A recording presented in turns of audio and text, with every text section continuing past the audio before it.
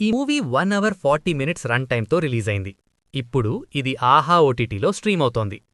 Basic story spoiler లేకుండా చెప్పాలంటే, తన భార్య వేరే వాళ్లతో రిలేషన్షిప్లో ఉందని, తనని ఎవరో మర్డర్ చేయడానికి చూస్తున్నారని రామ్ ప్రసాద్ పోలీస్ స్టేషన్లో కంప్లైంట్ చేస్తారు.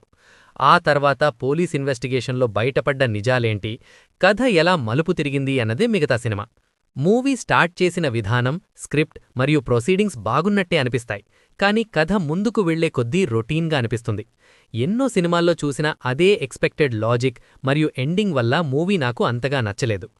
సినిమా కేవలం 6 మెయిన్ క్యారెక్టర్స్తో రన్ అవుతుంది. రామ్ ప్రసాద్, పోలీస్ యాక్టర్ మరియు భార్య రోల్ చేసిన ఆమె చాలా బాగా యాక్ట్ చేశారు.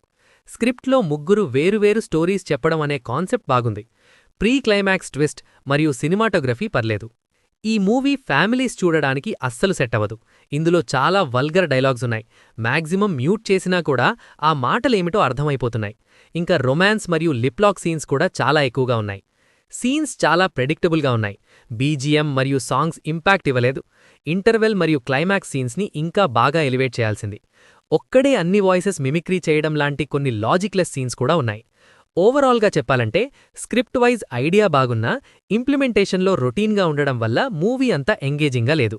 నేను ఈ మూవీకి ఇస్తున్న rating 2 stars out of 5. Video చూస్తూ మీరు ఎంజాయ్ చేస్తే చాలు. మన కనెక్షన్ కంటిన్యూ అవ్వాలంటే సబ్స్క్రైబ్ పైన సింగిల్ ట్యాప్ చేస్తే చాలు. నెక్స్ట్ వీడియోలో మళ్ళీ కలుద్దాం.